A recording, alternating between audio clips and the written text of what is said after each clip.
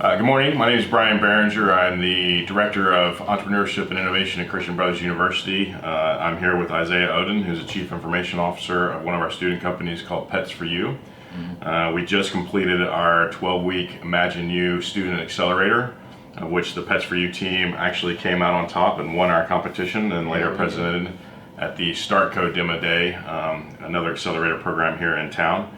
So we're really grateful for having you today. During our ImagineU program, we talked about cracking the funding code. We read the book by Judy Robinett, and we greatly appreciate her efforts in putting together a book that is so easily to consume and teach from and to talk about. And so we decided we'd sit down and have a little brief conversation about how the book impacted you. All right? Yeah, I love this book. Good. Yeah, well, let's start. What was maybe one thing that you love the most about this book? I mean, the first thing is the first part, the whole first part. Yeah. It's kind of like, this is before you even think about, starting a business or getting anywhere in terms of funding. These are the traits that you need to have. These are, it teaches you about the type of person that you need to be an entrepreneur. Yeah, I think that's. It talks about one thing in particular that I know you and I personally talk about all the time, those character traits that an investor looks for. She often says, and many people say, you bet on the jockey, not the horse, right? Well, that jockey, that person, that executive, that chief that's running that company has to have certain character traits. Tell me more about what those traits are. Yeah, Judy talks about the 3 C's: character, confidence, and coachability. Right. And they apply it in so many ways, but just not in living your life, but also in the business world. Like, you got to think character. You got to be trustworthy. Nobody wants to deal with somebody that's untrustworthy. Right. Confidence. If you don't believe in yourself, who will? Right. And coachability. Nobody wants to talk to somebody that doesn't want to listen. Right. So I couldn't have said it better myself, man. I mean, you've heard me, this is the area that I taught from, very early on in the ImagineU. And I really hold myself, being a 30-year veteran of entrepreneurialism and startups, to these same 3 traits. I mean, there's lots of other traits that are very important, but you're right. These are not just related to the entrepreneurship and everything else. These are traits that you should have as just a human. Yeah. And then when you embody these traits and you're talking to someone who is potentially going to give you $1 million, you want them to understand that you have these 3 very important things, and especially coachability, because you want that smart money, right? You want them to help you and instruct you and give you guidance. And if you're not coachable and you're a brick wall, they're going to get very frustrated with you quickly. Exactly. That's another reason why I love this book, because it teaches you about empathy. Yeah. Because for you to get the message and really get something from this book, you have to be able to put yourself in the investor's shoes, and that's what she tries to do the entire book. And yeah, fair. Agree, totally. That's it's important for getting funding, but it's also important in life. Yeah. You got to be able to put yourself in somebody else's shoes. Yeah, that's great, Isaiah. I mean, we talk about, and it talks about this in the book, of understanding your customer, right? Understanding your audience. It's the same with customer discovery, and customer discovery is the same process you go through when you're looking for investors.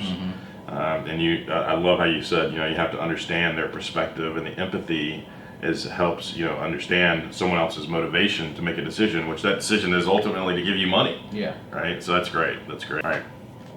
So, one area that I think you've talked about that you like about the book, that provides a lot of context, is the story of Columbus and Isabella, right? And how, and it's not necessarily the part of the story that's important about him, discovering the new world, but how he went about getting investment. Yeah, because you got to think, Columbus wasn't coming with an idea that, it wasn't a surefire idea. He didn't know, right? He didn't know if the new world was even out there, or the new path to the new world was out there. Half the people thought he was going to fall off the edge of the world. Right, exactly. And so he had to sell himself to every rich person in Europe. Yeah. And he finally found his Isabel, and that's what is important when you're cracking the funding code. Yeah. You got to believe in yourself and have the confidence in yourself to know that I can do this. And if you can't do that, then you can't give that same passion, that same energy to somebody else that's gonna make them give you money. Yeah, and she, was the kind of the last resort, and wound up giving him $14,000, the equivalent of that, to build 3 ships, and got trillions of dollars of resources out of the new world, and that new pathway to that. So I mean, that talk about return on investment. I mean, It's insane. she took a leap, but she believed in Columbus because Columbus had that passion, and that's for Pets for You, the company that you're starting to help foster animals find the right homes, and then rescue centers manage their process in order to do their job better. You're very passionate about that, right? Yeah, we were going through the ImagineU program. It was the week our team got to a head start. So it was a Friday, and we were supposed to not start customer discovery until next week. And everybody was like, "Oh my gosh, you got to get 5 customer discovery. Everybody's got to get 5 customer discovery. It's crazy." But we decided to just hit the ground running that weekend. And so when we went to that first shelter, Sunny Meadows, or the first rescue, Sunny Meadows, and we ended up talking for like 2 hours. We had 10 questions, and then we saw that they really needed this, and it just. I think that's from there. that when you invest, we say another one of our sayings we say around here a lot is you can't make withdrawals without deposits, right? You're going to get out what you put in. When you go to someone and get to know them and have them invest in you, either time, information, or money, they are invested. They share your passion, and that's subtly, but in also very direct ways to the book. That's what she's saying. It's like, don't be afraid to show and share your passion. Tap into that network of people and keep sharing and sharing and sharing and building a bigger presence and awareness around your idea. I always like to say, when you ask people for advice, they give you money, and when you ask them for money, they give you advice, right?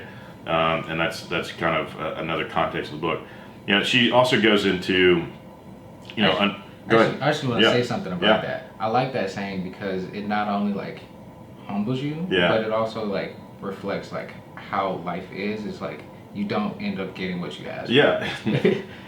I think I've said that to people sometimes, and they look at it like, oh, okay, as a direction. Okay, don't ask for money, but it's not. You just said it perfectly. It's more of an understanding, like, don't seek the money, seek the advice, seek the network, seek what it's going to help you. Seek the things to make them money. Right, exactly. And then when you have that person giving, making deposits into you with information, they're closer to making a financial decision than they were if you were just saying, hey, I need $1 million, give it to me now. Exactly. Right? So, and just one thing that I think that was great, thanks for spending a little bit more time talking about that.